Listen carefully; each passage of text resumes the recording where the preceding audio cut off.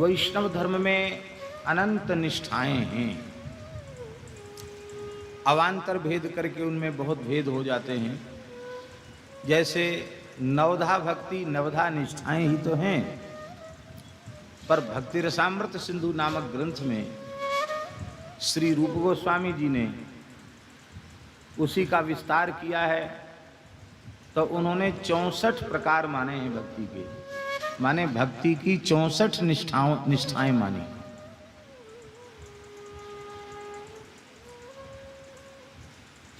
तो 64 निष्ठाएं हैं, और भेद करो तो और अवान्तर भेद करने से और अधिक हो जाएंगे। किंतु यदि हम ये कहें कि बहुत कम से कम निष्ठाओं में आप वैष्णव धर्म को परिभाषित करें, तो वैष्णव धर्म में प्रधान 3 निष्ठाएं। पहली निष्ठा है भगवन नाम निष्ठा। ये प्रथम निष्ठा है नाम निष्ठा। नाम साधन की तुलना किसी भी साधन से करना नामापराध। वेदादि शास्त्रों में कहे गए जितने पवित्र सत्कर्म हैं, उनका हजारों हजारों बार सविधि अनुष्ठान किया जाए, उससे जन्य जो पुण्य होगा, और एक बार श्री राम नाम हरि नाम भगवान नाम के उच्चारण का जो पुण्य होगा, वह पुण्य उस पुण्य की 16वें अंश की बराबरी भी संपूर्ण शुभ कर्म एक साथ हजारों हजारों बार सविधि किए जाने पर भी नहीं कर सकते। नाम सर्वोपरि है। नाम की तुलना किसी साधन से नहीं करनी। और करेंगे भी क्यों? ब्रह्म राम ते नाम बड़, ब्रह्म राम ते नाम बड़, वरदायक वरदान, रामचरित शतकोटि मह, लिय महेश जिय जान।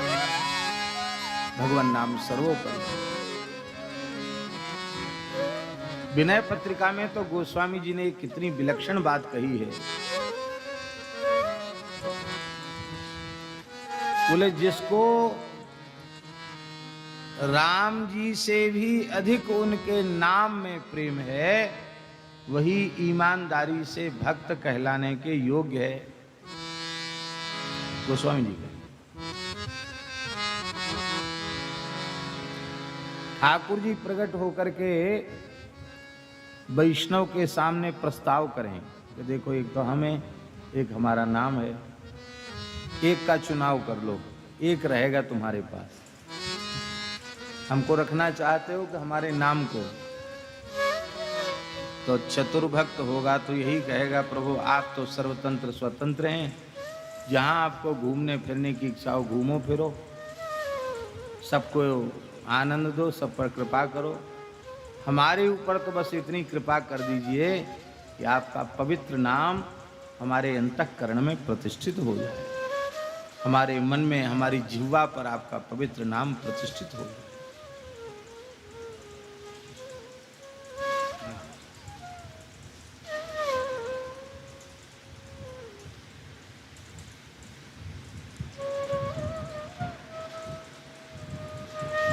दूसरी निष्ठा है तुलसी निष्ठा, वैष्णव धर्म।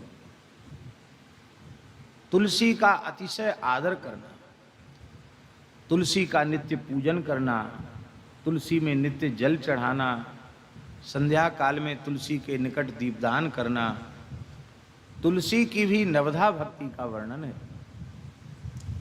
तुलसी जी से प्रार्थना करना कि हे विष्णु प्रिय, हरि प्रिय, आप हमें भगवत प्रियता प्रदान करें, भगवान का दिव्य प्रेम हमें प्रदान करें, भगवान की भक्ति का दान हमें करें।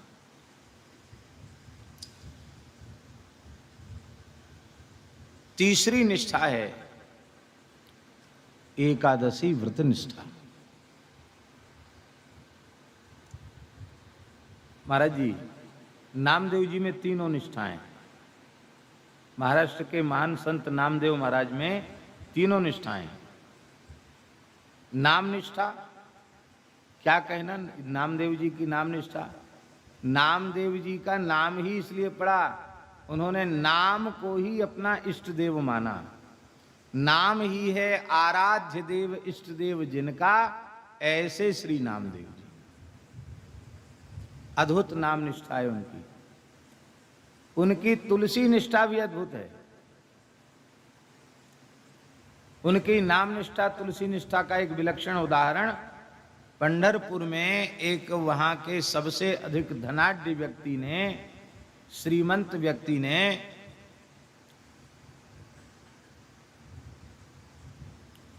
बहुत विराट उत्सव किया। उसमें सर्वस्व दान की घोषणा की, बहुत दान किया, स्वर्ण दान, अन्नदान, गोदान, धन दान। तो लोगों ने कहा महाराज इतना बड़ा काम कर रहे हो, पंढरपुर के एक वैष्णव भक्त हैं, नामदेव महाराज हैं तो गृहस्थ लेकिन महान भक्त हैं वो,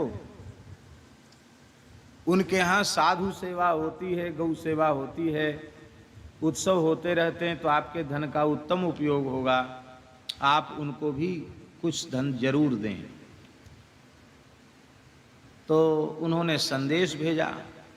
नामदेव जी ने कहा न तो हम साधु हैं और ना हम ब्राह्मण हैं, तो हम दान के पात्र नहीं, हमको नहीं चाहिए। हम तो जो कुछ अपने परिश्रम से करते उसी से सेवा करते हैं। लेकिन जब बार बार आग्रह बढ़ता चला गया तो नामदेव जी ने सोचा बेचारा दुखी होगा तो जाना चाहिए। नामदेव जी पहुंच गए।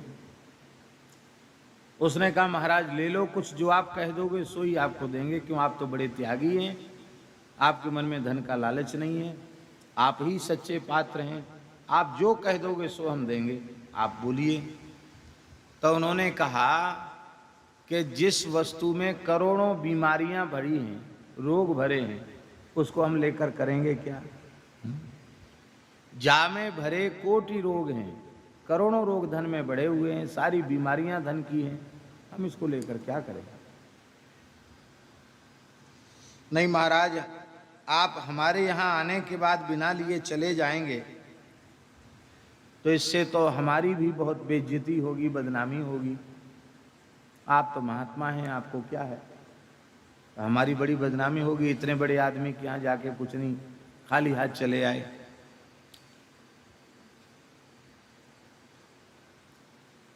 तो नामदेव जी के हृदय में करुणा उत्पन्न हो गई और नामदेव जी ने कहा कि ठीक है, तो आप स्वर्ण देना चाहते हैं हमको, तो हम जितना कहें उतना आप देंगे, वहां जरूर देंगे। तो कहा एक तुलसी का पत्ता लाओ। एक तुलसी का पत्ता आ गया। उस तुलसी के पत्ता पर पूरा राम नाम नहीं लिखा, उन्होंने चंदन से लिखा रा। क्या लिखा? राम नहीं लिखा पूरा, केवल लिखा रा, और वो इसके बराबर तौल दो।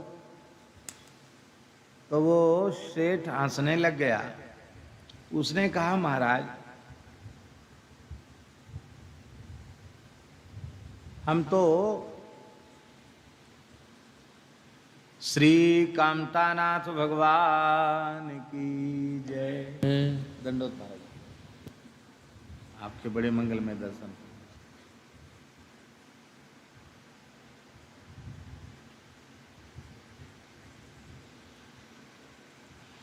तो महाराज इतना कम, जो उदार दाता 10-20 मन सोना दे सकता है, उसको आप एक तुलसी के पत्ता पर, इसके बराबर क्या, रत्ती भर भी नहीं चढ़ेगा इस पर। तो नामदेव जी बोले हमको तो इतना ही दे दो। तो उसी हिसाब से छोटा सा तराजू एक छोटे से पड़ले पर रखा, आधा राम नाम लिखा हुआ तुलसी के दल पर, और एक तरफ उसने उदारता दिखाते हुए 2-4 तोला सोना रख दिया। पर आश्चर्य की बात है, तुलसी का पत्ता तो जमीन ही नहीं छोड़ता। पड़ले वाला दूसरा तराजू बदला और सोना रखा, होते होते तराजू बदलते बदलते सोना बढ़ाते बढ़ाते ये हालत हो गई, उसके पास जितना सोना था सब उसने हीरे जवाहरात सोना मणिमुक्ता सब रख दिया, लेकिन वो तुलसी का पत्ता जमीन ही नहीं छोड़े, पलड़ा जमीन से ही लगा रहे। आश्चर्यचकित हो गया। बड़े आदमी को मिल भी जाता है उधार। उन्होंने कहा भाई देखो हमारी इज्जत का सवाल है, हमारी सहायता करो। नाते रिश्तेदार भी बड़े धनाढ्य थे, उन्होंने भी अपना अपना हिसाब किताब लिख करके धन रखा, लेकिन फिर भी कोई बराबरी नहीं। तब नामदेव जी ने कहा देखो एक उपाय और करो, आप बड़े धर्मात्मा हैं, दानवीर हैं, बड़े बड़े यज्ञ आपने किए हैं, तो आप अपने जीवन का जितना सुकृत है, पुण्य है, व्रत उपवास तीर्थ यात्रा आदि का जितना पुण्य है, जितना सुकृत है, वो सब संकल्प करके छोड़ दो। हो सकता है शायद कहीं आपका काम बन जाए। हाँ ये बात तो आपने ठीक कही। तो संकल्प पूर्वक अपने पुण्यों का संकल्प करके जैसे वहां छोड़ा तो भी कुछ नहीं। अंत में वह बोला महाराज इतना ही ले लीजिए। उन्होंने कहा हम इतना कैसे लें? अरे भाई तुम बराबरी की बात भाई है, इसके बराबर दे दो। कांटा थोड़ा इधर उधर हो तो चलेगा, और कांटा तो पल्ला तो एकदम जमीन पर चिपका है, वो कांटा हिला तक नहीं, ये तो नहीं चलेगा। ऐसा तो सौदा कहीं संभव नहीं है।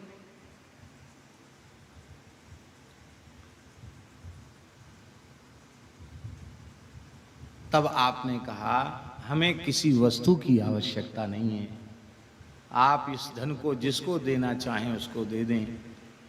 हम तो यही आपको समझाना चाहते हैं कि भगत जी ये सब तो जीवन भर आपने कर लिया, लेकिन अब शेष जीवन श्री तुलसी की आराधना में और श्री नाम महाराज के लिए अपना समर्पित कर दो। आधे राम नाम की बराबरी तुम्हारे सारे सुकृत एक साथ मिलकर नहीं कर सके, सारा धन मिलकर नहीं कर सका। अरे तुम्हारी क्या चले, त्रिलोकी का सुकृत और त्रिलोकी का वैभव भी वह आधे राम नाम की बराबरी नहीं कर सकता है। और आपने तुलसी दल अपने मुख में पधराया और नाचने लगे, राम कृष्ण हरि जय जय राम कृष्ण हरि जय जय राम कृष्ण हरि, कीर्तन करने। नामदेव जी की एकादशी निष्ठा भी ऐसी ही है। प्रत्येक एकादशी नामदेव जी निर्जल करते हैं, कुछ भी ग्रहण नहीं करते। रात्रि को जागरण करते हैं, संकीर्तन करते हैं। स्वयं तो निर्जल करते ही हैं, परिवार में भी लोग कुछ ग्रहण नहीं करते हैं, और उस दिन किसी को भिक्षा भी नहीं देते हैं। अन्न नहीं देते किसी को भिक्षा में। ज्यादा कोई भूखा आ जाए तो दूध ले लो, फल ले लो, अन्न नहीं देते, न खाते न किसी को देते। तो उनकी व्रत निष्ठा की परीक्षा के लिए स्वयं पंढरीनाथ भगवान वृद्ध ब्राह्मण के रूप में आए और लाठी टेकते हुए आए, आकर के नामदेव जी के द्वार पर ही लुढ़क गए। नामदेव जी ने दौड़कर ब्राह्मण देवता को हाथ से पकड़ के उठाए बिठाए। महाराज क्या हुआ? अरे बोले पता नहीं कितने दिन हो गए अन्न भीतर गया नहीं है, तो अन्न के बिना प्राण ही निकल रहे हैं, भूख के मारे जान निकल रही है, कुछ लाओ।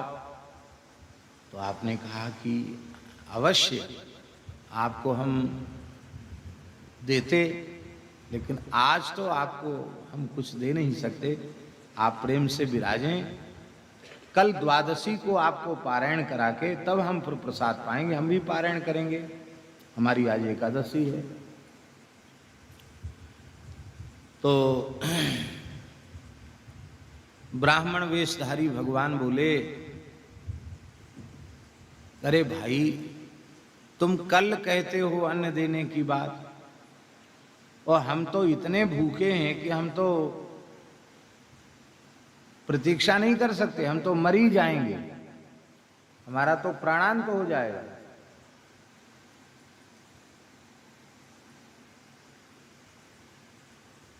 नामदेव जी ने कहा कि यदि ऐसा हो जाए तो इससे अधिक सौभाग्य की और क्या बात होगी, क्योंकि आप वृद्ध हैं।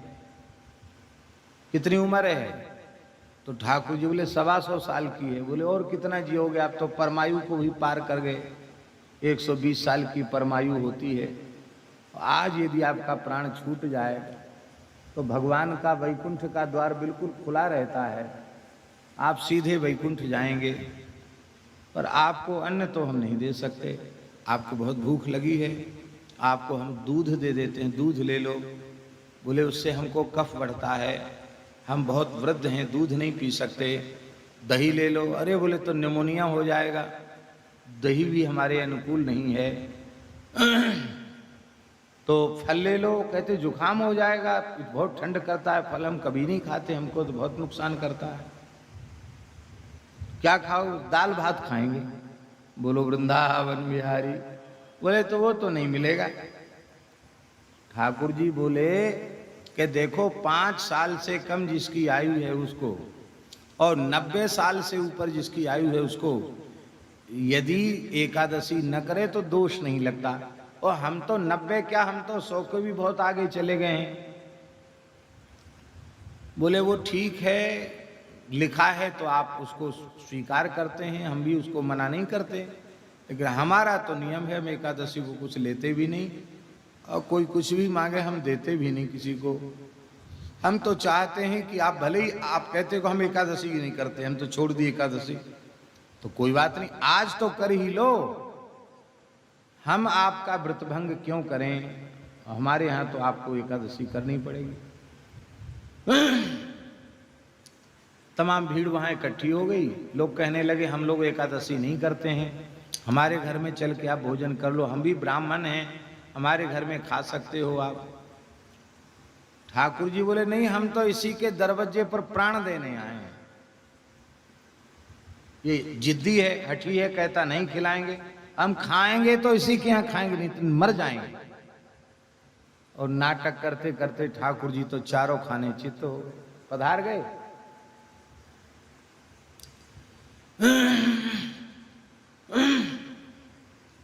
लोगों ने नामदेव जी को खरी खोटी सुनाना आरंभ कर दिया और कहा कि बड़ा भारी भक्त बनता है, ब्रह्म हत्या लग गई इसके ऊपर, बताओ कितना तपस्वी भूखा ब्राह्मण, दया का पात्र था, बड़ा भारी भगत बनता है, ब्राह्मण मर गया, इसको ब्रह्म हत्या लगी, इसका सब बहिष्कार करेंगे, समाज से बाहर करेंगे इसको, इसका हुक्का पानी सब बंद करो, अब इसके कोई कुआं पे पानी नहीं भर सकता, इस ब्रह्म हत्या इसको लगी है।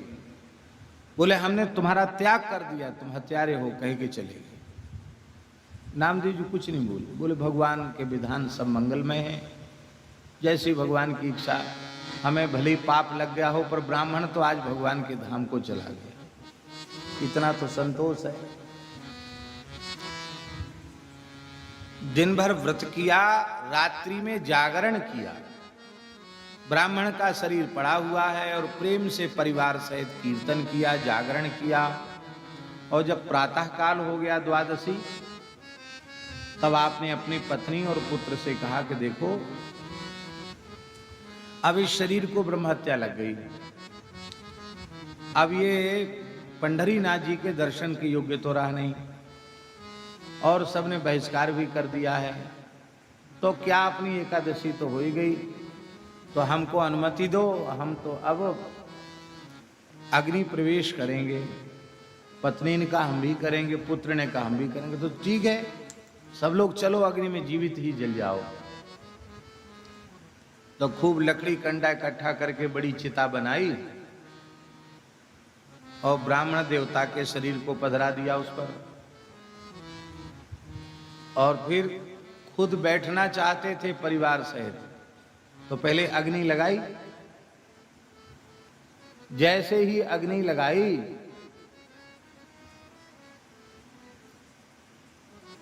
श्री सनकादिक भगवान की जय। जैसे ही अग्नि लगाई महाराज जी, ठाकुर जी को नेक आंच लगी होगी, तो ठाकुर जी के शरीर में हलचल आई। वो तुरंत चिता से उतरे और नामदेव जी का हाथ पकड़ के और खींच लिया बाहर ठाकुर जी ने।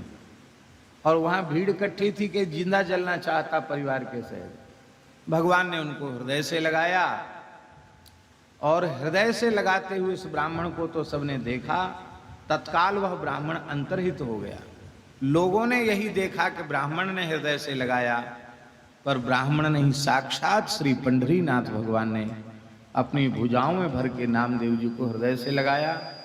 कहा, तुम महान वैष्णव हो, तुम्हारी एकादशी निष्ठा की परीक्षा हमने ली और तुम उत्तीर्ण हुए।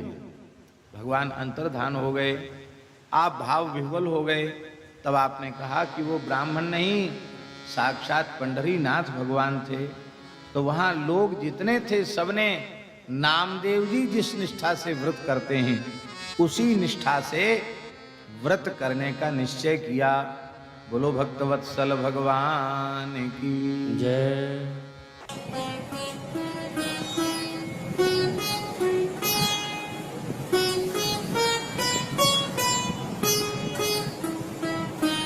श्री सीताराम प्रतिदिन सत्संग एवं दर्शन के लिए श्री महाराज जी के ऑफिशियल चैनल को जरूर सब्सक्राइब करें।